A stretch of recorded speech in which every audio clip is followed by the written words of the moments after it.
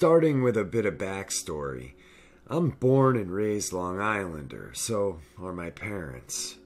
They met out east, which in Islander talk means the east end of the island. To any NYC rich kids, that means the Hamptons. But for the rest of us who are coincidentally not millionaires, it means the North Fork. Not to get geographically confusing, but Long Island is accurately named Long Island that forks off about 3/4 of the way down the 90 miles it stretches. It kind of looks like a fish with its mouth open, with the North Fork being where the eyes are and the Hamptons being the jaw. Do fish even have jaws? Shelter Island is somewhere in the middle, like a smaller fish about to be eaten.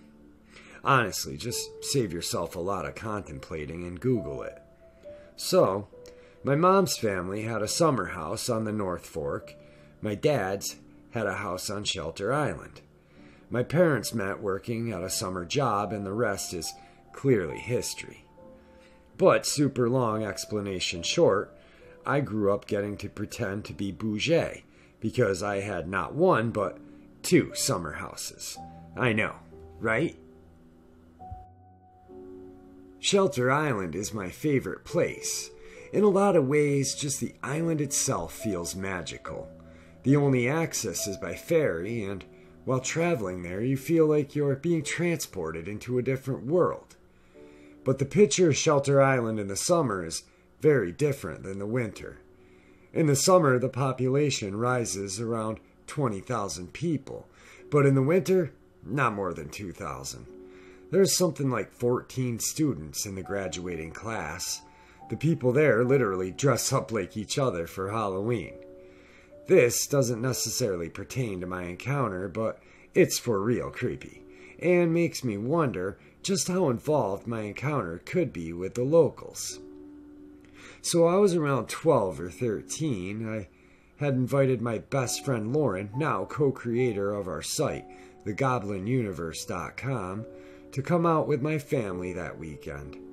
I was so excited as it was one of the first time Lauren was able to. I remember our bathroom was being renovated, and so the only other bathroom we could use was in the dank, dark basement. That's only connection to the house was by going outside and down the stairs and then down another set of stairs into the basement.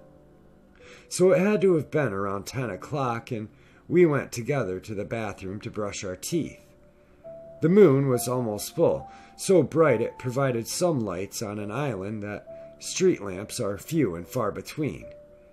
If it wasn't for the light of the moon, we probably would have passed the creature altogether without realizing, because out there you can hardly see 2 feet in front of you when it's dark. As we were coming back up the stairs laughing about something menial, was when we saw it. It was about 10 feet away with its back to us, lurking near my shed. We both froze and did the thing where you take a quick breath and hold it involuntarily. That made the creature notice us. Its head whipped around and its eyes were glowing, a kind of blood red. It didn't look angry per se, but rather like a feral dog, not knowing how to react to these 2 little girls observing it. Almost as if not to scare us, it slowly rose up to full size, which I would guess was around 7 feet. The whole time it never broke eye contact. I felt like I could fall into the pits of blood that its eyes were. It was covered in long, shaggy black hair and had the legs like that of a beast. After standing there frozen in horror for at least a full minute, all the while still in this staring contest, we both regained control of our feet and ran up the stairs screaming for my parents. "We saw a werewolf! We saw a werewolf!" My dad went out first, and we followed. My dad quickly dismissed it and went back inside, a bit disgruntled. I could have sworn I saw a bush where it was near move. Over the years, I've had many theories, one of which is that the natives who lived on the island before the white man are responsible, as shape-shifting legends are prevalent in the indigenous people's culture. However, skinwalkers in the native legend usually chose to be so, very unlike the werewolf curse we know and love. Maybe it's the descendants of the people who stole this land, cursed to turn under a full moon, choosing isolation to protect their secret, for 9 months out of 12 anyway.